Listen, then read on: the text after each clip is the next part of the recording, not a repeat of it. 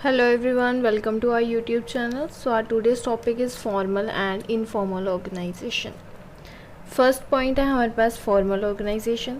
When the managers are carrying on organizing process, then as a result of organizing process, an organizational structure is created to achieve systematic working and efficient utilization of resources. So this type of structure is known as a formal organizational structure. क्या बोलेंगे, जब manager क्या कर रहा है, carry on कर रहा है क्या, organising process, then the result of organising process on organisation structure, उस ऑर्गेनाइजिंग प्रोसेस का जो रिजल्ट क्या आएगा ऑर्गेनाइजेशन स्ट्रक्चर पर, to create is to create achieve systematic working and efficient utilization of resources. मतलब क्या करने के लिए कि वर्किंग जो मतलब है कि क्या अचीव करने के लिए, सिस्टमेटिक वर्किंग को अचीव करने के लिए और एफिशिएंट यूटिलाइजेशन हो सके किसकी, रिसोर्सेज की, इस चीज़ के लिए क्या किया जा रहा है, ऑर्गेनाइजेशन प्रोसेस को यूज़ किया जा रहा है. So this type of structure is known as a formal organisational structure.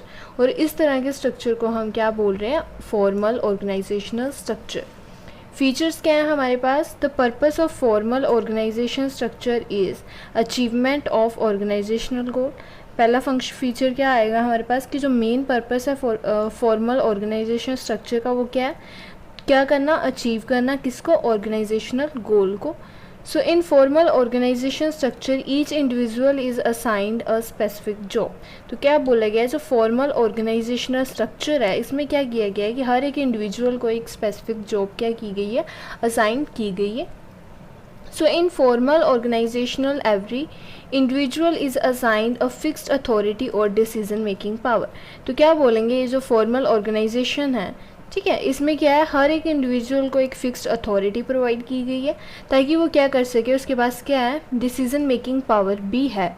ठीक है, नेक्स्ट पॉइंट है हमारे पास, formal organisation structure result in creation of superior subordinate relation. तो क्या बोलेंगे, ये जो फॉर्मल ऑर्गेनाइजेशन स्ट्रक्चर है ये क्या करता है, क्या क्रिएट कर रहा है, सुपीरियर और सबॉर्डिनेट के बीच का रिलेशन क्रिएट कर रहा है. नेक्स्ट है हमारे पास, formal organisation structure create a scalar chain of communication in the organisation. तो क्या बोलेंगे, ये जो फॉर्मल ऑर्गेनाइजेशन स्ट्रक्चर है ये क्या क्रिएट कर रहा है, scalar chain of communication create कर रहा है किसमें, ऑर्गेनाइजेशन में. नेक्स्ट है हमारे पास, advantages of formal organisation. Systematic working, first point है हमारे पास, formal organisation structure result in systematic and smooth functioning of an organisation. तो क्या बोलेंगे, ये जो फॉर्मल ऑर्गेनाइजेशन स्ट्रक्चर है, ठीक है, ये क्या हेल्प कर रहा है हमें, systematic and smooth functioning of organisation. इससे क्या हो रही है कि जो ऑर्गेनाइजेशन में सिस्टमेटिक और स्मूथ फंक्शनिंग हो रही है. ठीक है, नेक्स्ट है हमारे पास, achievement of organisational objective. So formal organisational structure is establish to achieve organisational objective. तो क्या बोलेंगे, ये जो फॉर्मल ऑर्गेनाइजेशन स्ट्रक्चर है ये किस चीज़ के लिए इस्टेब्लिश किया गया, ऑर्गेनाइजेशनल ऑब्जेक्टिव को अचीव करने के लिए. नेक्स्ट है हमारे पास, coordination. So formal organisational structure result in coordinating the activities of the various department.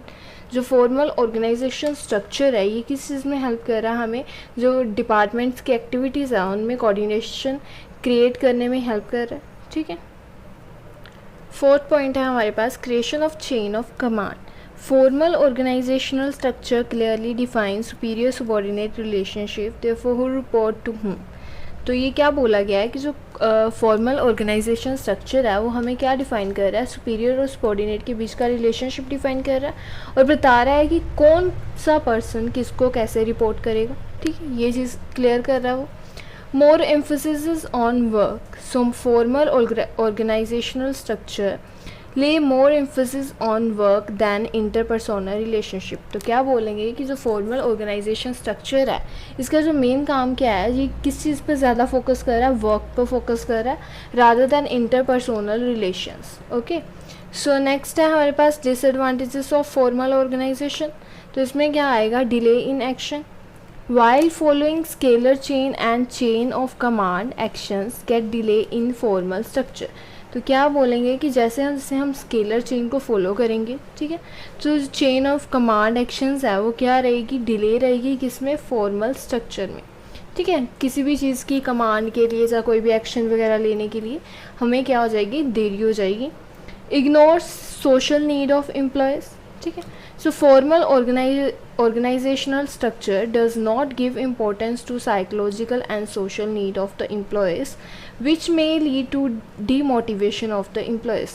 तो क्या बोलेंगे, ये जो हमारा फॉर्मल ऑर्गेनाइजेशन स्ट्रक्चर है ये क्या कर रहा है, ज़्यादा से ज़्यादा इंपॉर्टेंस किसको दे रहा है, किसको नहीं दे रहा है, साइकोलॉजिकल और सोशल नीड, एम्प्लॉयज़ की साइकोलॉजिकल और सोशल नीड को क्या कर रहा है, ये इंपॉर्टेंस नहीं दे रहा, जिसकी वजह से क्या हो सकता है कि जो एम्प्लॉयज़ हैं वो ज़्यादातर क्या रहेंगे, डीमोटिवेटेड रहेंगे.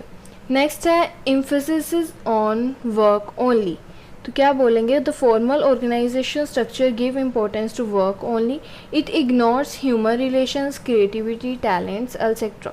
तो क्या बोलेंगे, ये जो फॉर्मल ऑर्गेनाइजेशनल स्ट्रक्चर है हमारा, ये किसे ज़्यादा इंपॉर्टेंस दे रहा है, सिर्फ काम को ज़्यादा इंपॉर्टेंस दे रहा है. ये ह्यूमन रिलेशन, क्रिएटिविटी, टैलेंट और बाकी सब चीज़ों को क्या कर रहा है, इग्नोर कर रहा है. ठीक है. With this our topic is finished. Next point, informal organization, we will discuss in our next video. Thank you for watching our video. Please share and subscribe the channel.